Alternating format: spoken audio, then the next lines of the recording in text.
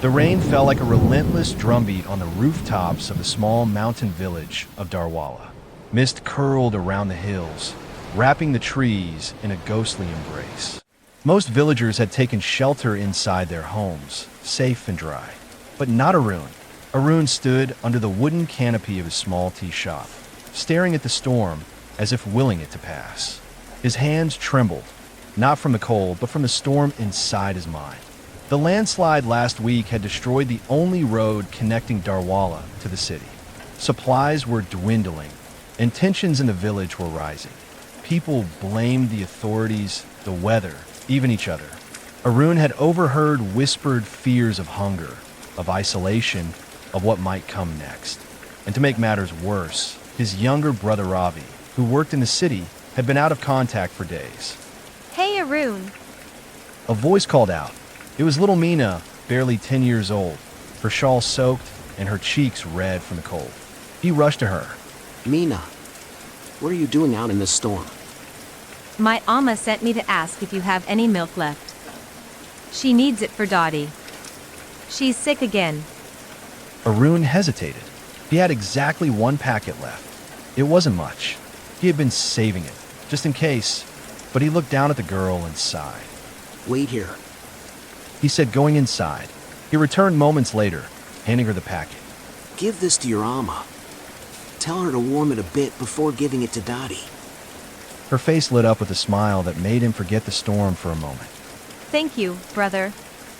As she skipped off, he turned back toward the sky, his heart heavier than before.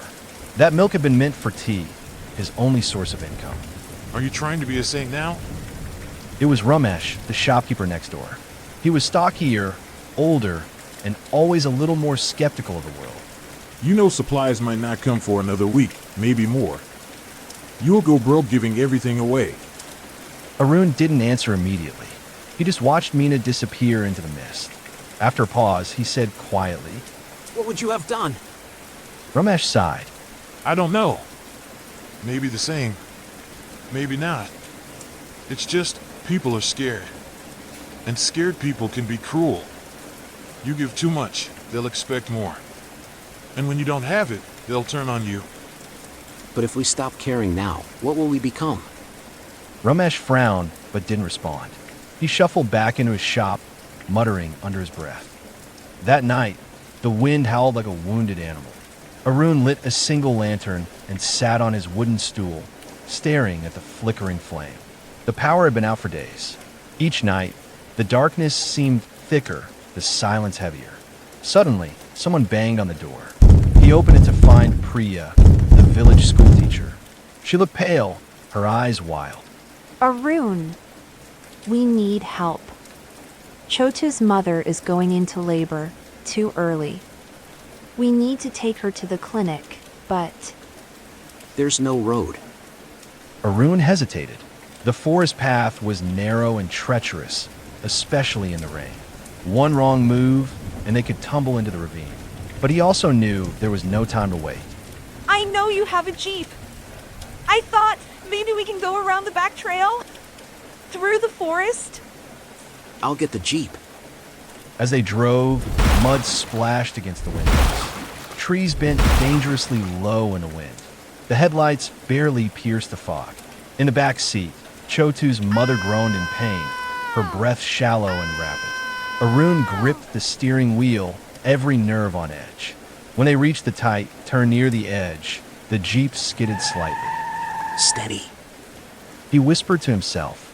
Priya clutched the side of the door. Do you think we'll make it? I don't know, but if we stop now, we definitely won't. After what felt like hours, they saw the clinic's lights through the trees. Relief flooded his chest. He had made it. 3 days later, the sun broke through the clouds. The air still smelled of wet earth, but it carried a hint of warmth. News spread quickly. The government had cleared a path for emergency vehicles. Supplies were arriving, and Ravi, Arun's brother, had returned. I tried calling. The towers were down. But I brought supplies, rice, lentils, medicine. Everything I could carry. The villagers gathered that evening in the temple courtyard to share food, stories. stories, and hope. Someone asked how Chota's mother was doing. She gave birth to a healthy baby boy. She's recovering well. You risked everything. Why? Arun looked around at the faces, tired but alive, anxious but united. He thought of Meena, of the storm, of the narrow forest path. Because when times are dark, someone has to be the lantern. The moral of the story is in times of hardship, it's easy to let fear and self-interest take over. But true wisdom lies not in turning inward, but in looking outward, with empathy, with courage, and with calm decisions. Just like a lantern in a storm, your light might be small, but it can guide others and eventually light the way for everyone.